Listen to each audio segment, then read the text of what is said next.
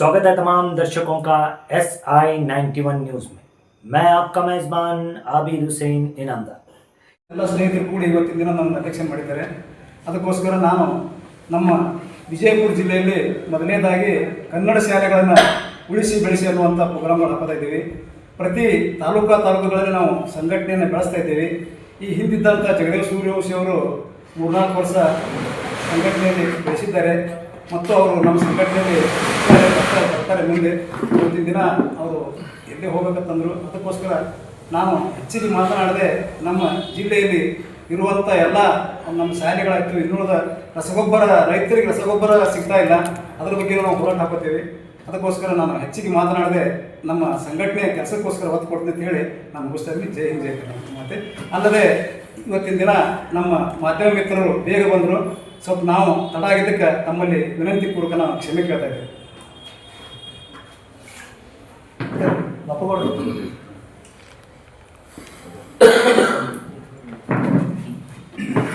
ಅಂತೇಳಿ ನಾವು ಈ ಮೂಲಕ ತಮ್ಮಲ್ಲಿ ನಾವು ಪತ್ರಿಕಾಗೋಷ್ಠಿ ಮುಖಾಂತರ ಏನು ತನಿಖೆ ಮಾಡ್ಬೇಕಂತ ಹೇಳ್ತೀನಿ ಅಂದ್ರೆ, ಈ ಮೆಡಿಕಲ್ಗಳಲ್ಲಿ ಏನಾಗ್ತಾ ಇದೆ ಅಂದರೆ, ಮೆಡಿಕಲ್ ಮಾಫಿಯಾದಲ್ಲಿ ಗುಳಿಗೆಗಳನ್ನು ಕೊಡ್ತಿರ್ತಾರಲ್ಲ, ಮಾತ್ರೆಗಳನ್ನು ಕೊಡೋರು ಅಲ್ಲಿ ಡಿ ಫಾರ್ಮಾ ಎಂ ಫಾರ್ಮಾ ಅಂತನ್ನುವಂಥದ್ದನ್ನು ಸರ್ಟಿಫಿಕೇಟ್ ಮಾತ್ರ ಹಚ್ಚಿ ಮಾತ್ರೆಗಳನ್ನು ಎಲ್ಲರಿಗೂ ಕೊಡುವಂಥದ್ದು ನಡೀತಾ ಇದೆ. ಇದು ಕೂಡ ಆಗ್ಬಾರ್ದು. ಏನು ಮಾತ್ರೆಗಳನ್ನು ಕೊಡ್ತಾ ಇದ್ದಾರೆ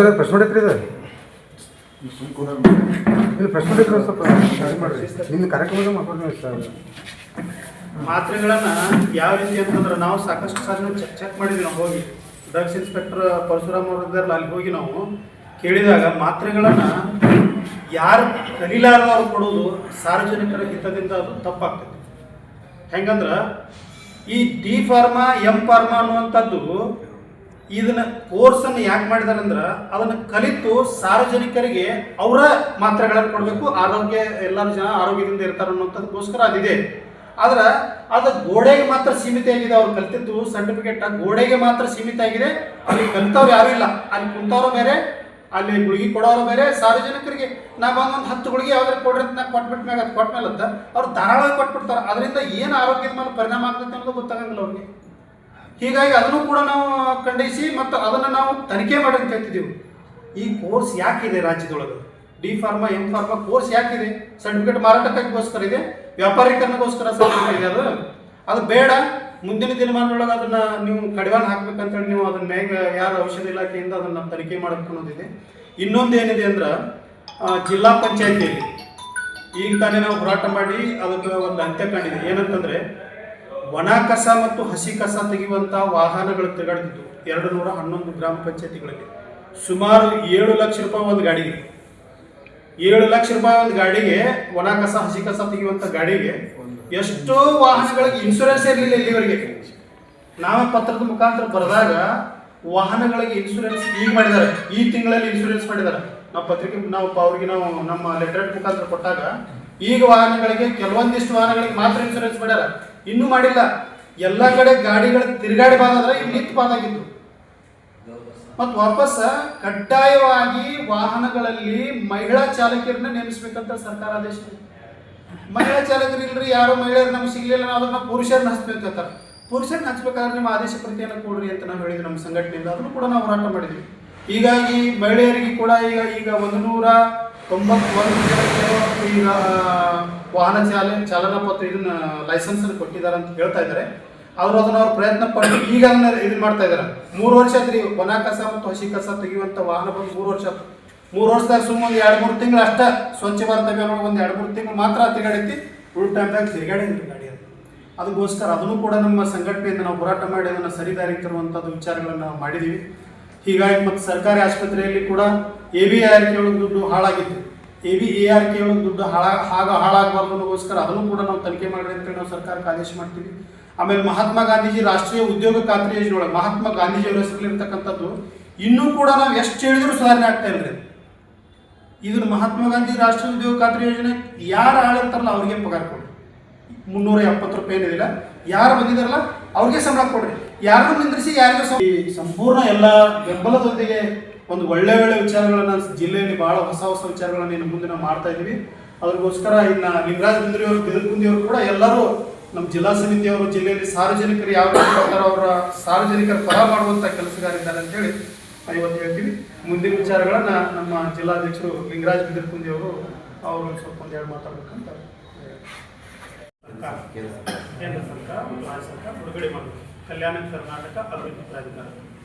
ಆ ಅನುದಾನ ಏನಿರ್ತಕ್ಕಂದ್ರೆ ಈಗ ಉದಾಹರಣೆಗಾಗಿ ಶಾಲಾ ಶಿಕ್ಷಕರ ನೇಮಕಾತಿಯನ್ನು ಮಾಡಿದ್ರು.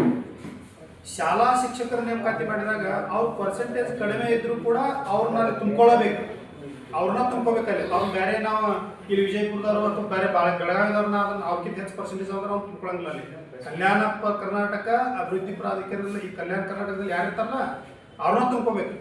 ಅದು ಅವ್ರಿಗೆ ಮೀಸಲಿರ್ತದೆ, ಮೀಸಲ ಕ್ಷೇತ್ರ ಅಂತಾರಲ್ಲ, ಉದ್ಯೋಗಿಕ ಮೀಸಲಾತಿ ಅಂತ ಇರ್ತೈತಿ. ಒಂದು ಅಭಿವೃದ್ಧಿ ಪ್ರಾಧಿಕಾರಕ್ಕೆ ಅನುದಾನ ಬಿಡುಗಡೆ ಆಗಿರ್ತೈತಿಲ್ಲ, ಅದು ಕೂಡ ನಮ್ಮ ಜಿಲ್ಲೆ ಅದಕ್ಕೆ ಸೇರ್ಪಡೆ ಆಗ್ತೈತಿ.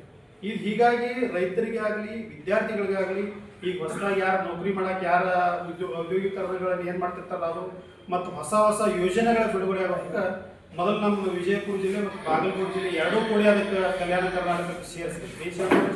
ಕಲ್ಯಾಣ ಕರ್ನಾಟಕಕ್ಕೆ ನಮ್ಮ ಭಾಗಕ್ಕೆ ನಮ್ಮನ್ನು ಸೇರಿಸ್ರಿ ಅನ್ನುವಂಥ ಒಂದಿದೆ. ಈ ಕಲ್ಯಾಣ ಕರ್ನಾಟಕಕ್ಕೆ ಸೇರಿಸಿದಾಗ ನಮ್ಮ ಜಿಲ್ಲೆನೂ ಒಂದು ಅದ ಪ್ರಾಧಿಕಾರದ ದುಡ್ಡು ಬಿಡುಗಡೆ ಆಗಿರ್ತೈತಿಲ್ಲ, ಆ ದುಡ್ಡಿನಿಂದ ನಮ್ದು ಇನ್ನಷ್ಟು ನಮ್ಮ ಜಿಲ್ಲೆ ಆಗಲಿ ಒಂದು ಉದ್ಯೋಗದಲ್ಲಿ ಆಗಲಿ ಇನ್ನೊಂದು ಯಾವುದೋ ಕ್ಷೇತ್ರದೊಳಗಾಗಿ ಉನ್ನತ ಮಟ್ಟದಲ್ಲಿ ಸಾಧನೆ ಮಾಡಲು ಅನ್ನೋದಕ್ಕೋಸ್ಕರ ತ್ರಿಶಂಕೆಯನ್ನು ಜೀವನ ಮಾಡ್ತೀವಿ ಅಷ್ಟೇ, ಅದನ್ನು ಹೋರಾಟನೂ ಮಾಡ್ತೀವಿ. ಪತ್ರಿಕಾಗೋಷ್ಠಿ ಈಗಾಗಲೇ ಹಲವಾರು ವಿಷಯಗಳು ನಮ್ಮ ಉತ್ತರ ಕರ್ನಾಟಕ ಅಧ್ಯಕ್ಷರಾಗಿರ್ತಕ್ಕಂಥ ಲಕ್ಷ್ಮಣ ಕಂಬಾಗಿ ಅವರು ಹಾಗೂ ಜಿಲ್ಲಾಧ್ಯಕ್ಷರು ಹೇಳಿದ್ದಾರೆ. ಮುಂಬರುವಂಥ ದಿನಗಳಲ್ಲಿ ಕರ್ನಾಟಕ ರಕ್ಷಣಾ ವೇದಿಕೆಯ ಸ್ವಾಭಿಮಾನಿ ಬಣದಿಂದ ಸಾಕಷ್ಟು ವಿಚಾರಗಳನ್ನು ನಾವು ಹಮ್ಮಿಕೊಂಡು ಒಂದೊಂದಾಗಿ ಅವು ಕಾರ್ಯರೂಪಕ್ಕೆ ಬರುವಂತೆ ಪ್ರಾಮಾಣಿಕ ಪ್ರಯತ್ನ ಮಾಡ್ತಾ ಇದ್ದೇವೆ. ಮೊದಲಿಗೆ ನಾವು ಕರ್ನಾಟಕ ರಕ್ಷಣಾ ವೇದಿಕೆ ನಮ್ಮ ಮೂಲ ಉದ್ದೇಶ ಕರ್ನಾಟಕದಲ್ಲಿ ಕನ್ನಡವನ್ನು ಉಳಿಸ್ತಕ್ಕಂಥದ್ದು, ಕನ್ನಡವನ್ನು ಬೆಳೆಸ್ತಕ್ಕಂಥದ್ದು, ಕನ್ನಡ ಶಾಲೆಗಳನ್ನು ಉಳಿಸ್ತಕ್ಕಂಥ ವಿಚಾರಗಳನ್ನು ಇಟ್ಕೊಂಡು ಹೀಗೆ ಅದರ ಜೊತೆಗೆ ಇನ್ನೂ ಹಲವಾರು ಸಾರ್ವಜನಿಕವಾಗಿ ಉಪಯುಕ್ತವಾದಂಥ ಹಾಗೂ ಹಿಂದುಳಿದಿರ್ತಕ್ಕಂಥ ಬಡ ಜನರಿಗೆ ಉಪಯುಕ್ತವಾಗುವಂಥ ವಿಷಯಗಳನ್ನು ನಾವು ಮುಂದಿಟ್ಕೊಂಡು ಮುಂಬರುವಂಥ ದಿನಗಳಲ್ಲಿ ಹೋರಾಟವನ್ನು ಹಮ್ಮಿಕೊಳ್ತಾ ಇದ್ದೀವಿ.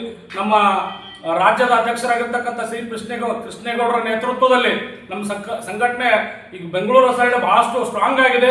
ನಮ್ಮ ಕಡೆ ಕೂಡ ಬಿಜಾಪುರ ಜಿಲ್ಲೆಯಲ್ಲೂ ಕೂಡ ನಾವು ಈಗಾಗಲೇ ಅತ್ಯಂತ ಅಚ್ಚುಕಟ್ಟಾಗಿ ನಮ್ಮ ಸಂಘಟನೆ ಬೆಳೆಸೋದ್ರ ಮೂಲಕ ಮುಂಬರುವಂಥ ದಿನಗಳಲ್ಲಿ ಹಲವಾರು ಹೋರಾಟಗಳನ್ನು ಹಮ್ಮಿಕೊಳ್ಳಿಕ್ಕೆ ನಾವು ಈಗಾಗಲೇ ರೂಪುರೇಷೆಗಳನ್ನು ಮಾಡಿದ್ದೀವಿ.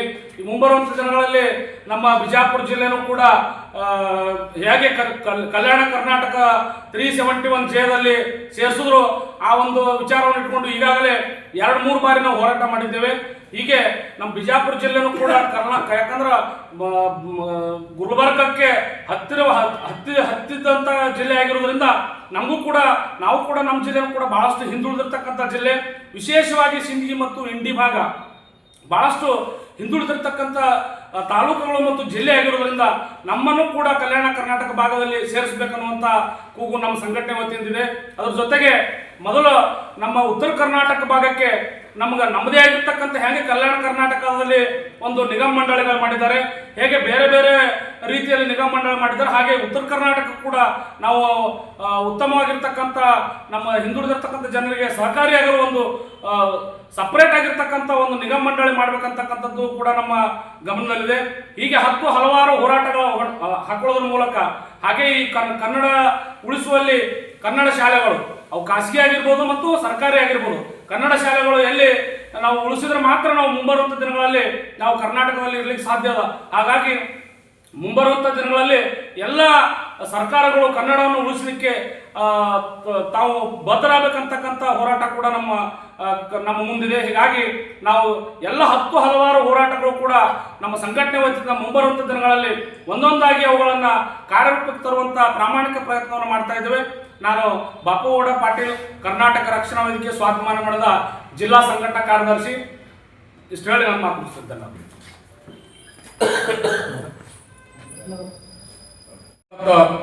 ಪತ್ರಿಕಾಗೋಷ್ಠಿ ಈಗಾಗಲೇ ಹಲವಾರು ವಿಷಯಗಳು ನಮ್ಮ ಉತ್ತರ ಕರ್ನಾಟಕ ಅಧ್ಯಕ್ಷರಾಗಿರ್ತಕ್ಕಂಥ ಲಕ್ಷ್ಮಣ ಕಂಬಾಗಿ ಅವರು ಹಾಗೂ ಜಿಲ್ಲಾಧ್ಯಕ್ಷರು ಹೇಳಿದ್ದಾರೆ. ಮುಂಬರುವಂಥ ದಿನಗಳಲ್ಲಿ ಕರ್ನಾಟಕ ರಕ್ಷಣಾ ವೇದಿಕೆಯ ಸ್ವಾಭಿಮಾನಿ ಬಣದಿಂದ ಸಾಕಷ್ಟು ವಿಚಾರಗಳನ್ನು ನಾವು ಹಮ್ಮಿಕೊಂಡು ಒಂದೊಂದಾಗಿ ಅವು ಕಾರ್ಯರೂಪಕ್ಕೆ ಬರುವಂತೆ ಪ್ರಾಮಾಣಿಕ ಪ್ರಯತ್ನ ಮಾಡ್ತಾ ಇದ್ದೇವೆ. ಮೊದಲಿಗೆ ನಾವು ಕರ್ನಾಟಕ ರಕ್ಷಣಾ ವೇದಿಕೆ ನಮ್ಮ ಮೂಲ ಉದ್ದೇಶ ಕರ್ನಾಟಕದಲ್ಲಿ ಕನ್ನಡವನ್ನು ಉಳಿಸ್ತಕ್ಕಂಥದ್ದು, ಕನ್ನಡವನ್ನು ಬೆಳೆಸ್ತಕ್ಕಂಥದ್ದು, ಕನ್ನಡ ಶಾಲೆಗಳನ್ನು ಉಳಿಸ್ತಕ್ಕಂಥ ವಿಚಾರಗಳನ್ನು ಇಟ್ಕೊಂಡು ಹೀಗೆ ಅದರ ಜೊತೆಗೆ ಇನ್ನೂ ಹಲವಾರು ಸಾರ್ವಜನಿಕವಾಗಿ ಉಪಯುಕ್ತವಾದಂಥ ಹಾಗೂ ಹಿಂದುಳಿದಿರ್ತಕ್ಕಂಥ ಬಡ ಜನರಿಗೆ ಉಪಯುಕ್ತವಾಗುವಂಥ ವಿಷಯಗಳನ್ನು ನಾವು ಮುಂದಿಟ್ಕೊಂಡು ಮುಂಬರುವಂಥ ದಿನಗಳಲ್ಲಿ ಹೋರಾಟವನ್ನು ಹಮ್ಮಿಕೊಳ್ತಾ ಇದ್ದೀವಿ. ನಮ್ಮ ರಾಜ್ಯದ ಅಧ್ಯಕ್ಷರಾಗಿರ್ತಕ್ಕಂಥ ಶ್ರೀ ಕೃಷ್ಣೇಗೌಡರ ನೇತೃತ್ವದಲ್ಲಿ ನಮ್ಮ ಸಂಘಟನೆ ಈಗ ಬೆಂಗಳೂರು ಸೈಡ್ ಬಹಳಷ್ಟು ಸ್ಟ್ರಾಂಗ್ ಆಗಿದೆ. ನಮ್ಮ ಕಡೆ ಕೂಡ ಬಿಜಾಪುರ ಜಿಲ್ಲೆಯಲ್ಲೂ ಕೂಡ ನಾವು ಈಗಾಗಲೇ ಅತ್ಯಂತ ಅಚ್ಚುಕಟ್ಟಾಗಿ ನಮ್ಮ ಸಂಘಟನೆಯನ್ನು ಬೆಳೆಸೋದ್ರ ಮೂಲಕ ಮುಂಬರುವಂಥ ದಿನಗಳಲ್ಲಿ ಹಲವಾರು ಹೋರಾಟಗಳನ್ನು ಹಮ್ಮಿಕೊಳ್ಳಿಕ್ಕೆ ನಾವು ಈಗಾಗಲೇ ರೂಪುರೇಷೆಗಳನ್ನು ಮಾಡಿದ್ದೀವಿ. ಈ ಮುಂಬರುವಂಥ ದಿನಗಳಲ್ಲಿ ನಮ್ಮ ಬಿಜಾಪುರ ಜಿಲ್ಲೆನೂ ಕೂಡ ಹೇಗೆ ಕಲ್ಯಾಣ ಕರ್ನಾಟಕ 371 ಜೆದಲ್ಲಿ ಸೇರಿಸಿದ್ರು ಆ ಒಂದು ವಿಚಾರವನ್ನು ಇಟ್ಕೊಂಡು ಈಗಾಗಲೇ 2-3 ಬಾರಿ ನಾವು ಹೋರಾಟ ಮಾಡಿದ್ದೇವೆ. ಹೀಗೆ ನಮ್ಮ ಬಿಜಾಪುರ ಜಿಲ್ಲೆನೂ ಕೂಡ ಯಾಕಂದ್ರೆ ಗುಲ್ಬರ್ಗಕ್ಕೆ ಹತ್ತಿದಂಥ ಜಿಲ್ಲೆ ಆಗಿರೋದ್ರಿಂದ ನಾವು ಕೂಡ ನಮ್ಮ ಜಿಲ್ಲೆನೂ ಕೂಡ ಬಹಳಷ್ಟು ಹಿಂದುಳಿದಿರ್ತಕ್ಕಂಥ ಜಿಲ್ಲೆ. ವಿಶೇಷವಾಗಿ ಸಿಂದಗಿ ಮತ್ತು ಇಂಡಿ ಭಾಗ ಬಹಳಷ್ಟು ಹಿಂದುಳಿದಿರ್ತಕ್ಕಂಥ ತಾಲೂಕುಗಳು ಮತ್ತು ಜಿಲ್ಲೆ ಆಗಿರೋದ್ರಿಂದ ನಮ್ಮನ್ನು ಕೂಡ ಕಲ್ಯಾಣ ಕರ್ನಾಟಕ ಭಾಗದಲ್ಲಿ ಸೇರಿಸಬೇಕನ್ನುವಂಥ ಕೂಗು ನಮ್ಮ ಸಂಘಟನೆ ವತಿಯಿಂದಿದೆ. ಅದರ ಜೊತೆಗೆ ಮೊದಲು ನಮ್ಮ ಉತ್ತರ ಕರ್ನಾಟಕ ಭಾಗಕ್ಕೆ ನಮ್ಮದೇ ಆಗಿರ್ತಕ್ಕಂಥ ಹೇಗೆ ಕಲ್ಯಾಣ ಕರ್ನಾಟಕದಲ್ಲಿ ಒಂದು ನಿಗಮ ಮಂಡಳಿಗಳು ಮಾಡಿದ್ದಾರೆ, ಹೇಗೆ ಬೇರೆ ಬೇರೆ ರೀತಿಯಲ್ಲಿ ನಿಗಮ ಮಂಡಳಿ ಮಾಡಿದ್ದಾರೆ, ಹಾಗೆ ಉತ್ತರ ಕರ್ನಾಟಕ ಕೂಡ ನಾವು ಉತ್ತಮವಾಗಿರ್ತಕ್ಕಂಥ ನಮ್ಮ ಹಿಂದುಳಿದಿರ್ತಕ್ಕಂಥ ಜನರಿಗೆ ಸಹಕಾರಿಯಾಗಿರುವ ಒಂದು ಸಪ್ರೇಟ್ ಆಗಿರ್ತಕ್ಕಂಥ ಒಂದು ನಿಗಮ ಮಂಡಳಿ ಮಾಡಬೇಕಂತಕ್ಕಂಥದ್ದು ಕೂಡ ನಮ್ಮ ಗಮನದಲ್ಲಿದೆ. ಹೀಗೆ ಹಲವಾರು ಹೋರಾಟಗಳು ಹಾಕೊಳ್ಳೋದ್ರ ಮೂಲಕ ಹಾಗೆ ಈ ಕನ್ನಡ ಉಳಿಸುವಲ್ಲಿ ಕನ್ನಡ ಶಾಲೆಗಳು ಅವು ಖಾಸಗಿ ಆಗಿರ್ಬೋದು ಮತ್ತು ಸರ್ಕಾರಿ ಆಗಿರ್ಬೋದು, ಕನ್ನಡ ಶಾಲೆಗಳು ಎಲ್ಲಿ ನಾವು ಉಳಿಸಿದ್ರೆ ಮಾತ್ರ ನಾವು ಮುಂಬರುವಂಥ ದಿನಗಳಲ್ಲಿ ನಾವು ಕರ್ನಾಟಕದಲ್ಲಿ ಇರ್ಲಿಕ್ಕೆ ಸಾಧ್ಯ ಅದ. ಹಾಗಾಗಿ ಮುಂಬರುವಂಥ ದಿನಗಳಲ್ಲಿ ಎಲ್ಲ ಸರ್ಕಾರಗಳು ಕನ್ನಡವನ್ನು ಉಳಿಸಲಿಕ್ಕೆ ತಾವು ಬದ್ಧರಾಗಬೇಕಂತಕ್ಕಂಥ ಹೋರಾಟ ಕೂಡ ನಮ್ಮ ಮುಂದಿದೆ. ಹೀಗಾಗಿ ನಾವು ಎಲ್ಲ ಹಲವಾರು ಹೋರಾಟಗಳು ಕೂಡ ನಮ್ಮ ಸಂಘಟನೆ ವತಿಯಿಂದ ಮುಂಬರುವಂಥ ದಿನಗಳಲ್ಲಿ ಒಂದೊಂದಾಗಿ ಅವುಗಳನ್ನು ಕಾರ್ಯರೂಪಕ್ಕೆ ತರುವಂಥ ಪ್ರಾಮಾಣಿಕ ಪ್ರಯತ್ನವನ್ನು ಮಾಡ್ತಾ ಇದ್ದೇವೆ. ನಾನು ಬಾಪುಗೌಡ ಪಾಟೀಲ್, ಕರ್ನಾಟಕ ರಕ್ಷಣಾ ವೇದಿಕೆ ಸ್ವಾಭಿಮಾನ ಮಂಡಲದ ಜಿಲ್ಲಾ ಸಂಘಟನಾ ಕಾರ್ಯದರ್ಶಿ. ಇಷ್ಟು ಹೇಳಿ ನಾನು ಮಾತು ಮುಗಿಸಿದ್ದೇನೆ.